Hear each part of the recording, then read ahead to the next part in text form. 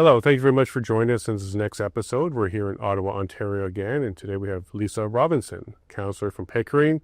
And if you don't know her story, you definitely have to go check out a lot of her episodes. She's a frequent guest on the Lavigne show, as she is pushing the boundaries of normality and sanity.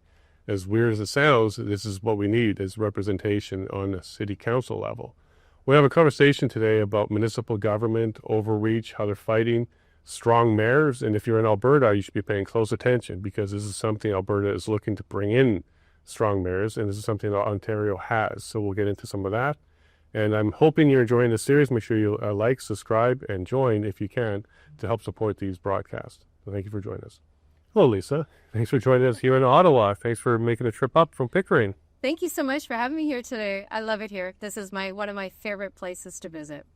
What brings you up here often? You come up here often to see the sites or to participate in some of the... Yeah, I try and get here as much as I possibly can, if there's any protests going on, or just to come up to West Block and, see what's happening, to visit the tomb of the unknown soldier. And also, I don't know if anyone knows, but in West Block right there, they have a room where you can go in there, and inside is just something spectacular. I mean, it brings tears to my eyes all the time, is that every person who has lost their lives in the war, their name is in a book there. So in this room, you go in there, and the books are all underneath these glass covers. And every day, a guard goes in there, and they change the page. So it's always different names, which is amazing. And if you have a family member, who has fought in the war, and if you wanted to get a copy of that page, all you have to do is write to them, and they will actually send you a copy of that page with your relative's name on it. I don't think a lot of people know about that, but it's one amazing room to visit. Not to mention, there's also no light in there, so they actually have cutouts in the ceiling, so it's actually natural light coming in there. So when the light is gone, then the light is gone in that room. It's quite beautiful. Well, we may get a bunch of requests now that you mentioned it. Yeah, and there's always someone standing on guard there, so it's quite a thing to see. Now, are you a second-term councillor in Pickering? First-term councillor. First term. Yes. What got you to go ahead and run? I've been interested in politics most of my life, but what really got me was that seeing how people were being treated. I attended some meetings, and I saw that the panel of councillors and the mayor, when there was a person up there speaking, talking about what's bothering them in the community, what they want to see changed, or, how they're being affected, nobody was paying attention to them. They were all up there on their phones or on their computers, not even looking somebody eye to eye and having a conversation and listening to what they're having to say. And then at the end of it, whenever you have a delegation speak, you always get asked, to the councillors, does anyone have any questions? Seldomly do the delegates ever get questions. And it was from seeing things like that, you find out very, very quickly that most people are not there to represent the people.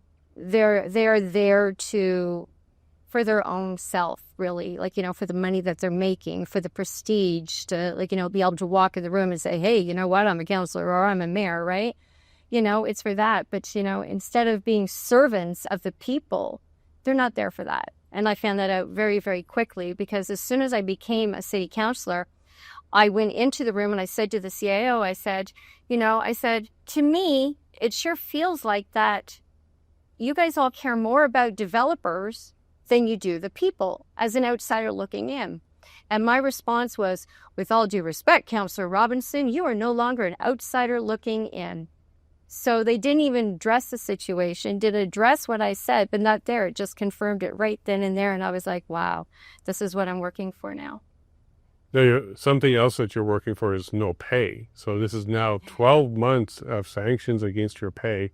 So you're obviously getting in there and ruffling some feathers. Were you surprised that you had this kind of pushback from councillors and the mayor? I'm extremely surprised. I never knew that politics was going to be this dirty. I mean, everybody knows that politics is dirty.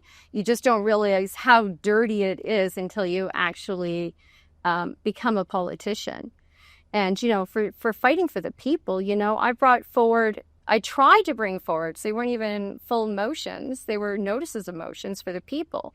3 of them. One that, we should only be flying governmental flags on governmental buildings. Another one is that, every man, woman, boy, and girl should have the right to choose between going to a biological bathroom of their choice or the choice to use a universal bathroom or change room, which, would be inclusive of all families and or genders. And then the third one is just to bring age restrictions on, some of these pride events that were happening, and the drag queen story times. And of course, I lost pay for even trying to bring those forward. And of course, nobody would second them. And of course, I got labeled the usual, I'm transphobic, I'm homophobic, I'm racist, I'm this, that, and the other.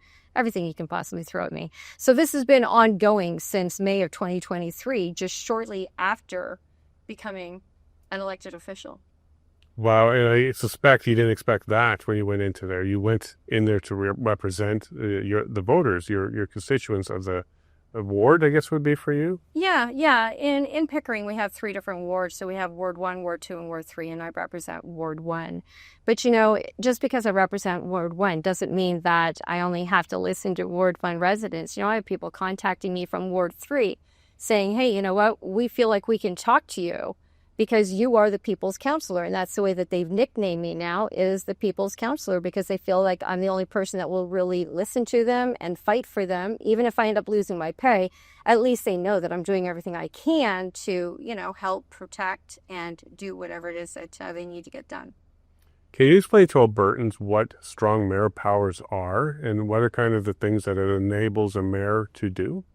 Well, strong mayor powers are really, really undemocratic. It's something new that they did just as, I think it was 2023 is something that they brought into Ontario here. Thank you, Doug Ford. And what it basically does is it gives the mayor the power to override anything. So he doesn't have to listen to his councillors anymore. I mean, we have zero say. If he says something, then he has the power to do it. It's like, including doing the budget. You know what? If he doesn't want us to help him with the budget, which, I mean, we're counselors, we should all be in that, because we all represent different types of people. We know what it is that they would like, what they don't want to see in their communities, but we've been completely cut out of that process. How was it sold to you? Was it an efficiency thing or it was necessary for government? Because it certainly doesn't sound very democratic to me at all. No, they didn't even really sell it to us. What they did at first was it was just a pilot project that they were doing for Ottawa and for Toronto. And if that pilot project was successful, then they were going to release it to all other cities and communities that have over a population of 100,000 people or more. So a lot of us didn't have 100,000 population, and all of a sudden we did. So, for example, for the city of Pickering, we were sitting around the 94,000 to the 96,000 mark, and then all of a sudden, once these powers were announced, and once these mayors that would get the powers, if they reached 100,000 in population, well, all of a sudden we became 100,000 in populations without a census or anything. Just boom, out of the air. Yeah. So what's the point of council then? If the mayor can pass budgets, hire fire at will, and do other things like a decree, what's the point of council then? There is no point of council. I mean, it's all smoke and mirrors anyways. It really is just smoke and mirrors. We don't really even have a say. And any council that tells you that they do have a say, they're not being truthful with you, because it's not us councillors that run the show. It's really the city, the staff that runs the show. And people need to wrap their heads around that.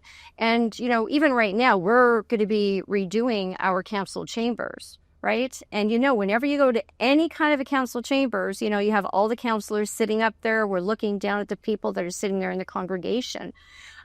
Our renovation chambers is not going to look like that anymore. It's going to look more like a courtroom seating, and there's going to be 3 seats in the front looking at you, and then you're going to have seats on the sides. So like in here, to my left, that's where the council is going to be sitting. To the right, that's where the council is going to be sitting. I myself would be the mayor, and to my left or to my right will be the city clerk and then the CAO. 2 non-elected officials are now going to be sitting in the front of the room looking at everybody directly in the face.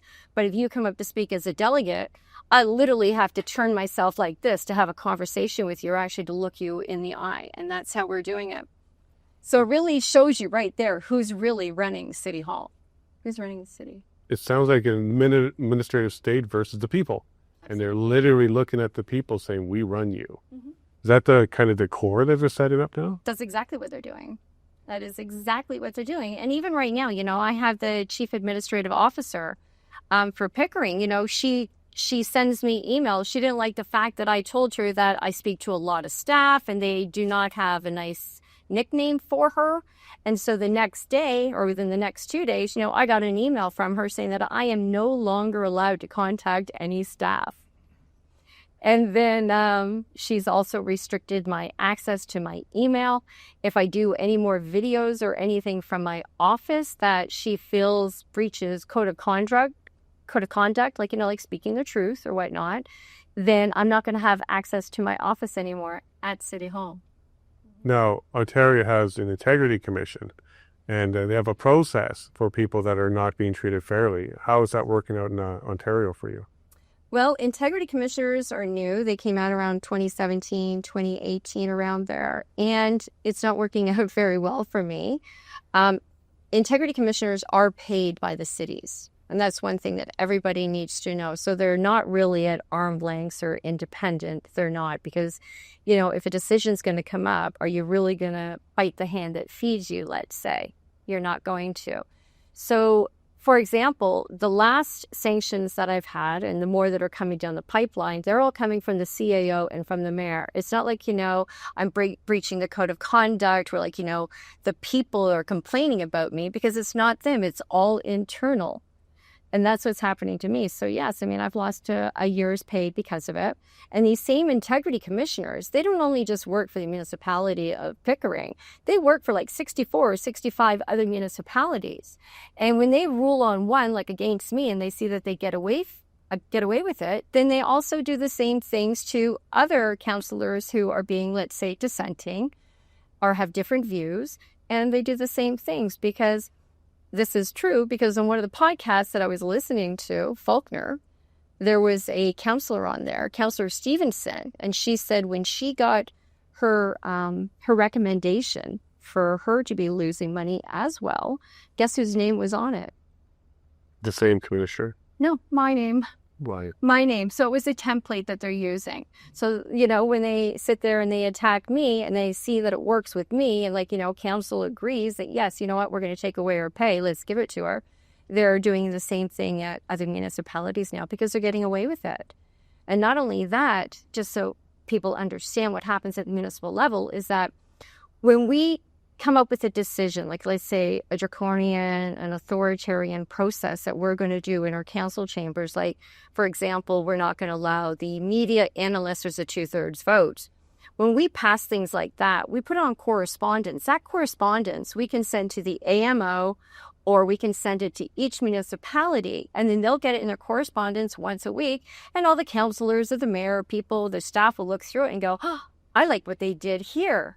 Right? We don't want to have media in here anymore, too. So if they got away with it, why don't we do the same thing? The next thing you know, there's a motion forward.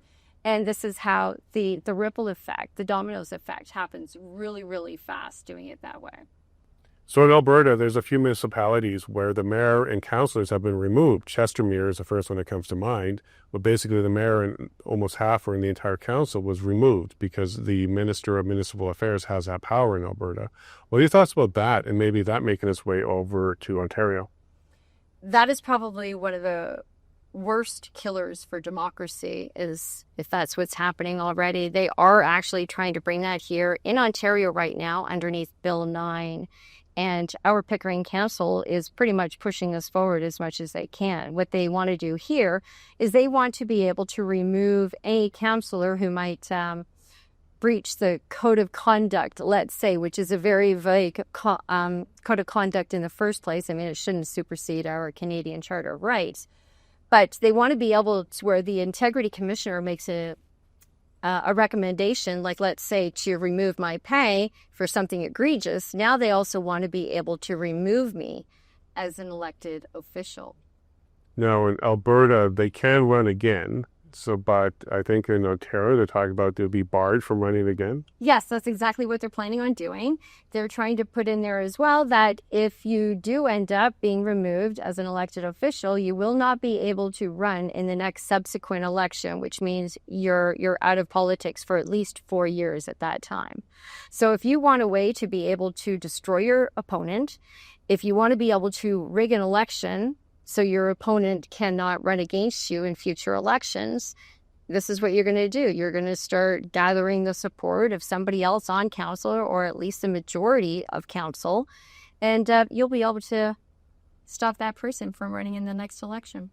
Deterioration in democracy, if we even have it at this stage. I don't think we even have a democracy at that stage. I mean, if that happens, I mean, it's the people that elected me to bring me into my position, and it should be the people that remove me by their vote. It shouldn't be up to my colleagues, sitting next to me just because they don't like that I'm not a yes nodder and I'm not following everything that they're saying, that I'm the dissenting voice. Because a lot of times, our votes end up 6-1, and I'm the common sense out of the 6 of us.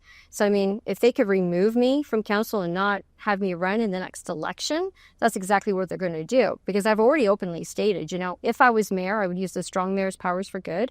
I would walk into City Hall, I would remove the CAO, the city solicitor, and a bunch of the directors, because corruption does start at the top. And I would tear down City Hall and I'd build it up, and I'd build it back up, and I give it back to the people. They don't like that. So that's why they're attacking me right now and taking my salary away from me, because they're trying to get me to quit. And they know that I won't quit. So now they're trying to push the provincial government to put these new laws in place that, they don't like me, they can get me out.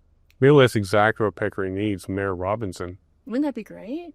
So is that your declaration? You plan to run? Yes, I do plan to run, and I would reverse a lot of the draconian measures that they put into place right now, because, I mean, they've implemented stuff like, delegations times went from 10 minutes to 5 minutes. You don't get enough time to speak. They've moved our council meetings online because they're afraid of their people, which means, you can't have a conversation and really get the emotion or, see what you have to say if you're not in person. Again, they don't allow the media in, unless there's a 2/3 vote. But I mean, it goes so much deeper than that. There's so many things they've done. Like, we used to be able to speak to things that were not on the agenda as long as you gave 10 days notice.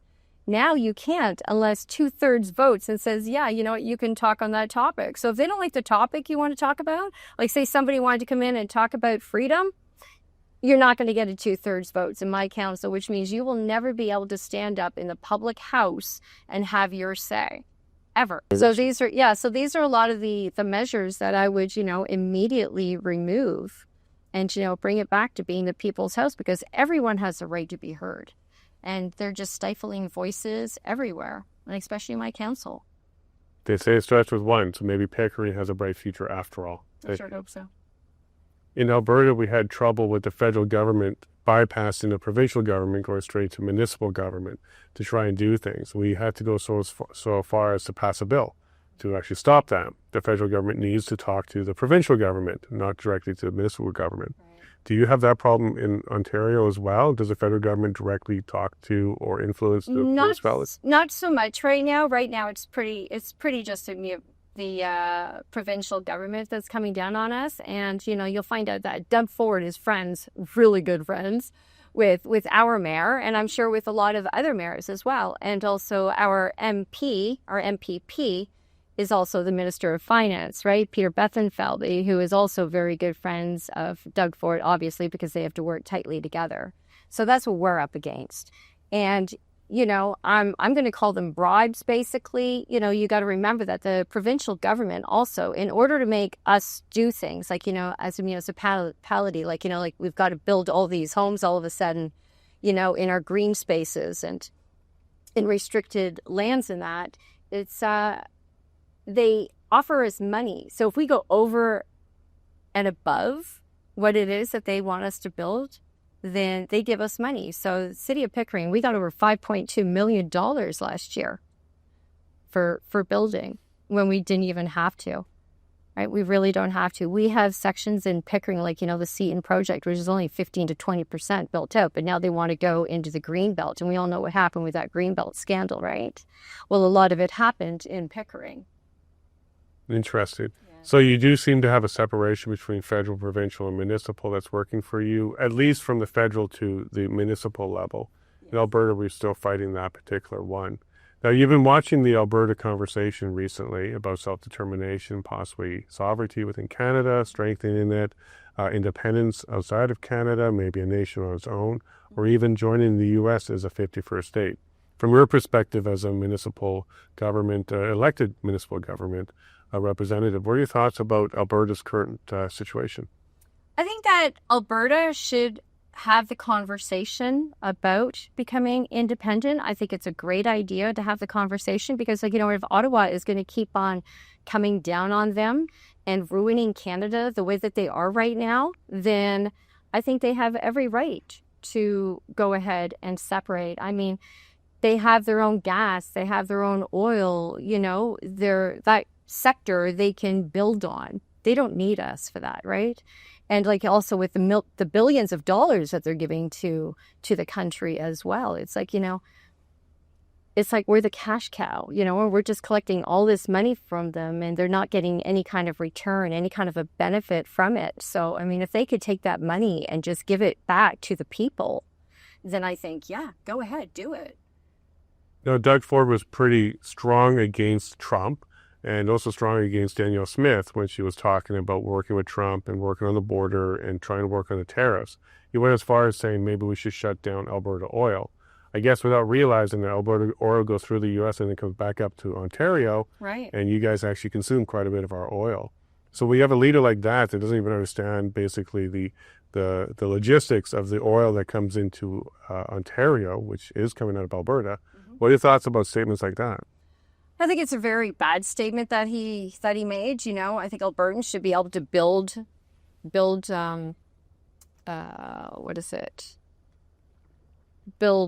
they should be able to build their pipelines. They should be able to defend their natural resources. To have Doug Ford say something like that, in my opinion, and this is just my opinion, is that people always jump out and say things like, to put the other people down when they know that they're right. If they're losing, that's the first thing that they do. And that's why he comes down so hard on Alberta, on people in the freedom movement, on everything else, because he just wants to shut them down. So he just blurts out whatever he wants to. And there's no truth to it at all. And I think that's a real problem. And that's a real problem with a lot of our leaders right now. They don't sit down, they don't listen, to come down and this whole entire elbows up thing and to come down on Trump. Trump has done amazing things since he got into office. Amazing things, what he's doing. And it's because we're not following those kind of footsteps. The first thing they want to do is they just want to shut everybody down. And that's exactly what Doug Ford does. I mean, now he's starting to come around. If you look at what I've seen, he's talking about, stopping the EDI right now. So he's starting on the right path, which is following a lot of what Trump is doing. But I think it might be too late. Now, when Trudeau was in power, we saw a lot of conversations and it looked like they were almost buddies, Doug Ford and Justin Trudeau, especially during the convoy in Ottawa. They kind of teamed up on the same message there. Called it an occupation. Both the province and the federal government initiated emergency powers to go ahead and deal with that. What were your thoughts around that at the time? You were a councillor at the time, or you came later? No, I was not a councillor at that time when all that started. No, I became a councillor just after that. But I do remember it vividly.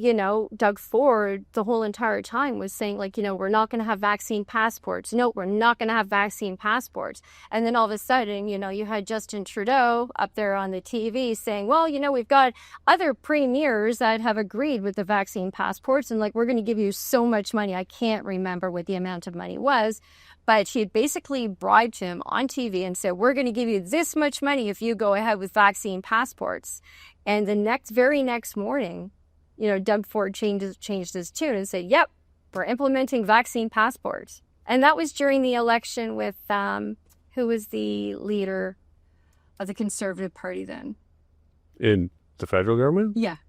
That would have been before Pierre. Yeah, who was that? O'Toole? Yeah, O'Toole. Yeah, that was when O'Toole was running. Yeah, that changed first thing in the morning.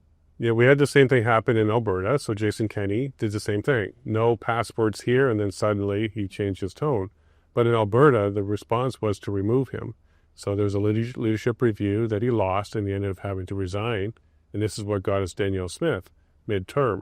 So in Alberta, we take action when we don't like what's going on, including conservative leadership. Mm-hmm. Why is there no similar appetite in Ontario? Your thoughts on that? I think a lot of Ontarians are afraid of being vilified because they see what's happening. Every time someone goes to speak up and talk about the truth, they get called names, they get vilified. What I'll give you an example is in our own, in Pickering, somebody had posted something on Facebook. The mayor's wife did not like the truth that this person posted. What did she do? She sent an email to this person's place of employment and saying, I'm the mayor's wife, and I was offended by this, and this person advertises your company everywhere, trying to get them fired. And people don't want that. A lot of people can't go a day without getting paid. They can't go a week without getting paid. They have their family, their bills, their mortgages to pay. And a lot of people are afraid because they see what's happening. They see what's happening to me. If I stand up with Councillor Robinson out in the open, then you know what? The same thing is going to happen to them. They're going to attack them at their place of business. They're going to attack their children at the school. And so a lot of people are afraid. Now, you've had a bit of a run-in with the media as a councillor. Were you a little bit surprised to see how the media was more of a machine that generated narratives versus reporting the news? Did you expect them to kind of back you on some of this stuff and maybe be non-biased and go ahead and represent the news? Well, I thought they would have been non-biased, but we know how much money, they've all been paid from the federal government, right, to keep their narrative going. But yes, I was really, really surprised at how quick they're to jump on the bandwagon and not actually get to the truth anymore. I think real journalists, what they used to do is they used to get 3 verified sources before they printed anything. Now they don't. They just hear something and they automatically print it. I go up on CP24 and I see myself up there and I'm like, well, where's the other side of the story? It's like, I'm sending them an email saying, hey, you know what? I've been on your show on TV all morning and nobody has even reached out to me to find out the other side, right? And that's when they finally reach out. And for example, the other day, I was just in the newspaper a couple of days ago. I was on CP24 again. But for my past sanction that I just got sanctioned, and when they sanctioned me, they had said that I did not send them in the rebuttal, the response to the reasons of why they were sanctioning me to get to hear my side of the story. And I had told that to somebody that works in the newspaper, a local paper. And I even sent them the proof. And do you think that they put that in the newspaper, in the article? No, they didn't. And then I had to call her and say, what are you doing? I gave you the proof so you could prove to everybody that, yes, that I sent out that email, which would prove that, my council and my mayor and the city of Pickering are attacking me. And she ended up doing it afterwards. But by then, it's already too late, right? The damage is already done. But that's what I have to do. I'm constantly reaching out to them and saying, no, you have to do this, you have to do that. And why didn't you ask me about this? And you're spreading lies. And they spread a lot of lies. Are your meetings open to the public? Do they stream it? Is it open and fair? Is it transparent? We do have our meetings are open to the public. Right now, we're actually doing online meetings. No more in-person meetings because they're all afraid to face the public. Because as they started implementing all these draconian measures into Pickering, more and more people started showing up at our meetings. Well, they didn't like that, so they started vilifying them, calling them names, and they decided we were going to move our meetings online. And like I said, with that ripple effect, with sending out that correspondence to other municipalities are going to start bringing theirs online as well. So as Alberta moves forward with this referendum in spring, it looks like it's going to be in spring of 2026. What do you think is going to be the impact on Ontario and specifically even Pickering if Alberta does choose to separate and bring that economic, I guess not so much certainty, but contribution to the rest of Canada? If that leaves, what would that look like for a place like Pickering? Well, if the cash cow is gone, then yeah, they're going to they're going to start bringing up more taxes to the people. They have no other choice, and that's what they're going to say. They're not going to stop their spending. They're not going to stop their wasteful spending on consultants or on these silly projects or, these skewed surveys and that or whatever it is. They're going to keep their spending like drunken sailors, like what they do now, but they're going to increase the taxes and, put it back on the people. Now, some people are saying the Canadian dollar will collapse because 80% of the debt with the U.S. is oil-based, which comes out of Alberta. And economically around the globe, it may be an impact for investors in Canada. Are you concerned about that? And should Albertans be worried about the impact on the rest of Canada for taking a step forward? Well, I think Albertans have to take care of themselves first and foremost. I don't think they should have to worry about, what else is going to happen because they want to take care of their people. I think every single premier should be taking care of their own people and not worrying about what the rest of Canada is doing at this time. In regards to the money, we all know they want to collapse the dollar anyways. They want to go digital. And so this here would just be an excuse for them to do it, let's say, ahead of schedule, because that's the way it's going to go. The banks are, look at Carney, look at who he's worked for in the past, it's the banks. He's been pushing this all along, and that's what he's going to keep on trying to push.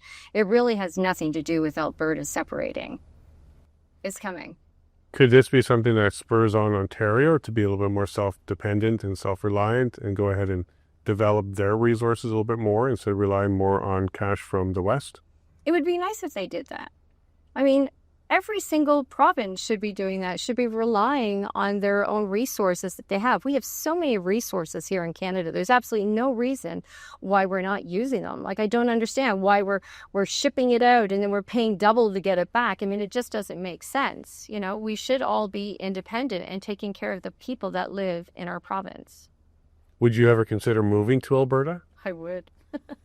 In a heartbeat. Oh, yes. If I can work in politics, they're underneath Daniel Smith at this time, I'd be right up my alley. I'd be able to make change for the people and not, be vilified from, some Eastern ideologies that, don't like what I'm saying or what I'm doing. The common sense. Common sense is lost here in Ontario right now. We have lost in Ontario, and it's going to be really, really hard to get it back. Now, one of the concerns out of Alberta is the Parliament will not recognize it. So there's the Clarity Act, which lays out a bit of a path forward, but it's not very clear. Ironically, the name is Clarity Act, but it's not very clear exactly how that looks. But what some people are concerned about is whether or not they're going to get support from Canada for independence. Now, when Kosovo declared their independence, Canada was one of the first countries to recognize that. So what do you think is going to happen if there's a yes vote, let's say 60% plus, but Canada doesn't recognize it, the Parliament itself? Do you think there's a path forward for Alberta? I think there's still a path forward for Alberta as long as they stand strong. They are going to end up being vilified. They're going to be bullied. And, I think Daniel is a strong enough leader that she can put them at bay and put them back in their place and, put a stop to it as soon as it starts. I don't think she's the type of person that's going to cower to this big heavy fist that's going to be coming down on them. And that's the kind of leadership that we need. That's the kind of leadership that Alberta needs. Now, you ran for the PPC party in the last election. Congratulations. It was a lot of fun, I'm sure. Yes. But why did you make that move as a councillor of Pickering? Well, honestly, I didn't have anyone else to vote for. I am a true conservative through and through. And even in Pickering, what happened with the Conservatives, and actually this is all around in about 90 different ridings, is that they placed who they wanted to represent the people in those areas. It was in over 90 of them. So, for example, in our area, we probably had close to 12 people that were looking to run for the leadership for Pickering, Brooklyn. And they were out, the previous year before, knocking on doors, handing out their cards, making a name for themselves and getting people to sign up as a conservative. So when the nomination came along, they would vote that person in, and then they would be the one that would be nominated to represent. But instead, what they did was the Conservative government, like I said, they dropped in 90 candidates into different areas. The one that they picked for our area didn't even live in Durham. Not even in Durham, like let alone Pickering or Brooklyn. They didn't even live in Durham. They brought an outsider in. And so all those people that had spent all the money on their cards, all the time handing out and knocking on doors, like we're talking months and months, like over a year for some people. It was like, too bad what you've done, and thanks for signing up all those people. But you know what? We're going to pick who we want to get in. And they did it with the Liberal person as well. They dropped in a candidate from Markham to come in. And of course, the Liberal candidate won in our area. Now, out in Alberta, I ran as well, and the common message there was don't split the vote and not this election. And I really like what you have to say, but we need to get the Liberals out. Did you face the same thing out here? Oh, all the time. Everything was like, my goodness, council, I want to vote for you. You're the best person for us here, but we can't split the vote. And I mean, you got to think, who started that rumor about splitting the vote? It was the highest parties out there. You have the Liberal Party, the Conservative Party. Of course, they're going to say, well, if you vote for anybody else other than us too, you're going to split the vote, right? And that's what started it. And people believe this. If people would just vote with with their heart or, with their head and really think about what is truth and what they really need somebody to represent them, it would be a whole different outcome for the election. Yes, probably the Conservatives would have got in. Pierre Poilievre probably would have gone in if people just voted honestly. And, we probably would have had more PPC. Well, we would have at least one or two PPC, representing the people. But people didn't want that. And a lot of the Conservatives, they actually switched to becoming Liberal at the time of the election because of Carney.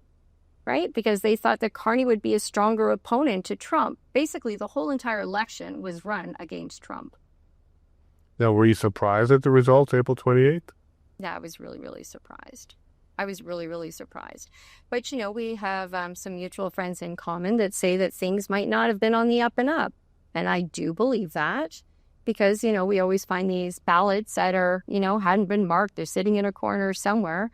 And, it's hard to really say what happened because I don't understand how people, I know that you're Liberals and we have hardcore Liberals out there, but how do you vote for somebody who, hasn't been in Canada, who had no name in Canada, who had barely anyone show up at any of the rallies when you have Pierre Poilievre, thousands and thousands of people showing up for his rallies and then to have him win? It just seems like that wouldn't be right. Preston Manning and David Creighton and many others are saying that that's probably the last election as Canada as we know it. What are your thoughts about that comment? I would have to agree with them. The way things are going, they could easily stop elections. In Pickering, I've been fighting against having these electronic voting systems. In 2018, I believe it was, we had electronic voting systems, Dominion voting systems. And the night on the actual vote, the system went down. They blamed it on a bandwidth problem. And a lot of people lost their democratic right to vote at that time. Well, I had run in that election. I lost by like 174 votes, I think it was. So, of course, I wanted to recount. And the city clerk said to me at the time, Lisa, to get a recount, all we're going to do is we're going to push a button and we're going to get the same result. There were no paper ballot backups. And now for the election coming up in October 2026, guess what they're doing? They're going to have paper, but they're also going to have the internet voting as well. Internet voting, you have no way to verify the vote. Not one way to verify the vote. So I don't know what's going to happen. Now, they haven't brought that to provincial or to federal government as of yet because they do want to make sure that they verify it. But, it would be an easy switch over if they wanted to do that. And say, oh, well, it's worked in all these other places. And best practices, we're going to adopt it here too. Yeah. Now, Danielle Smith introduced Bill 54 on April 29th, which also excluded electronic voting. So they'll be removing and not allowing electronic voting. Is that a step in the right direction? That's definitely a step in the right direction. I've been fighting against the electronic voting and I'm getting absolutely nowhere. And because, if people actually go out there and they do their research, they will see that many times, whether it be throughout Canada or throughout the United States, people have been elected into the wrong positions. And there's even been court battles that have gone on and had to have the votes what's the word I'm looking for? Recounted? Yeah, not recounted, overturned. They've had to have the votes overturned for people who have actually gotten to positions, but they didn't actually get the vote. Though we saw a few examples of that on the federal level after the election. It was switched by, I think there was even one riding where it was one vote different. One vote difference. That's incredible, isn't it? Isn't it? Yeah. Yeah, it's kind of crazy. Like, when you look at the grand scheme of things, all of a sudden you pick these certain areas where, they're going to do recounts. And in the areas that they do recounts, I think every single one of them, the vote was different at the end of it. So in my mind, I would think that you would have to do recounts everywhere and have new people come in and recount all of them, because if you're telling me everyone that you thought was suspicious and you did the recount and you found out the suspicions to be correct or they overturned it, why aren't they checking all the other ones to make sure that it's up on the up and up? And they didn't do that. So it really doesn't give my faith very much on how our voting system works here in Canada. Well, she's introduced quite a few things, like you do need voter ID. You can only vote in your riding. There's a whole bunch of different things that she changed in order to secure the election next time around, which I do think also is a good step in the right direction. How do you think, from your perspective, Danielle Smith has been performing over the last 6 months or so when it comes to Alberta, bumping against the Canada First, elbows up group, and trying to work with Trump to secure that border and eliminate some of the tariffs? She's a very strong, independent woman. I appreciate everything she's doing. I mean, she has to secure our borders. Our borders is what's really hurting Canadians right now. It's getting extremely bad out there. And you know what? We shouldn't have people just freeloading off of, Canada. We need to get all the illegal immigrants out of here. They're taking away the jobs from the people that were born and raised here in Canada. They're trying to change our culture. They're trying to make us diversify to their, Eastern values. And I really appreciate that, she's like, stop it. Stop it at the border. Thank you, Trump. Stop it at the border. It needs to be done. It has to be done. Canada is falling very, very quickly. We're turning into this real dystopian future ahead of us.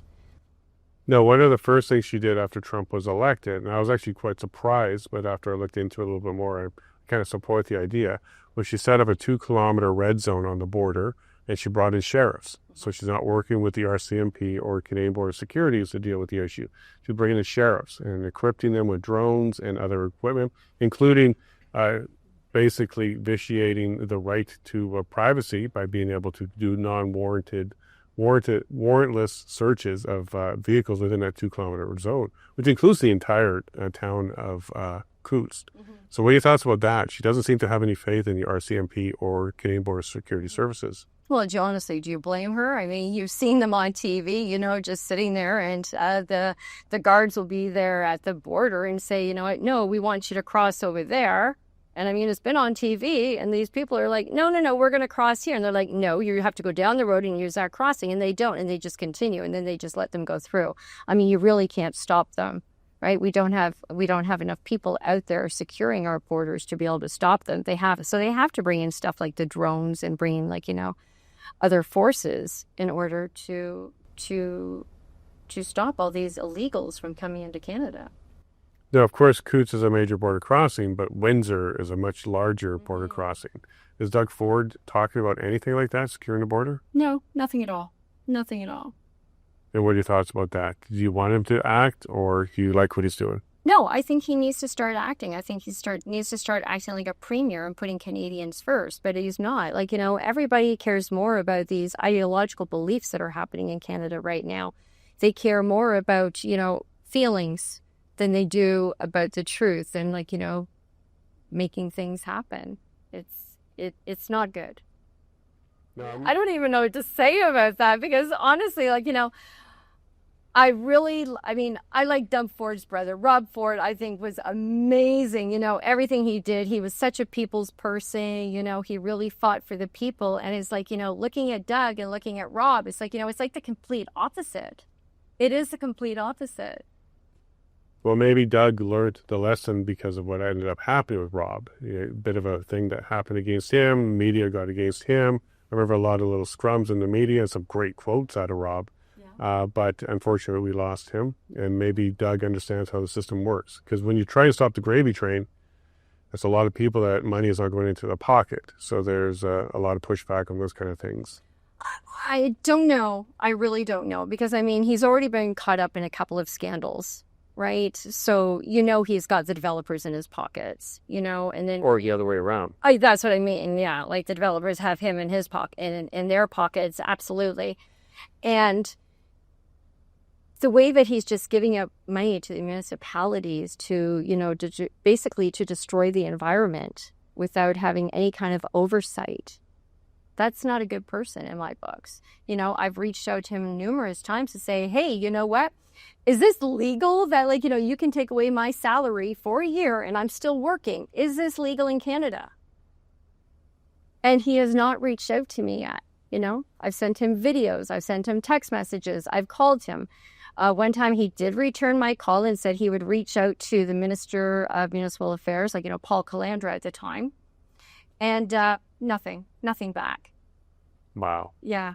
So. Well, keep up the fight for sure. I'm trying. Now, here's a curveball for you. Alberta votes no on the referendum and ends that. Do you think that that's going to be the end of democracy, or see more, tyranny or tyrannical implementations like strong mayors across the country? Absolutely. So we're heading that direction. We are heading in that direction. I mean, you see it with all the council, with everything that's happening everywhere you look. And I mean, it's happening simultaneously all around the world. This isn't by accident. This is by design right now, what's happening. And they are ruining first all of the Western cultures, Western societies, the Western countries. They're the ones that are falling right now. The same thing in every country. Well, thank you for keeping up the fight in Pickering. Do you have any last messages for Albertans? For the Albertans, I just think that they need to stand strong. I think they have to do what's right for them. Don't worry about the rest of Canada. Take care of your own first. And I think that's what Canada should be doing. Every single province, take care of your own first.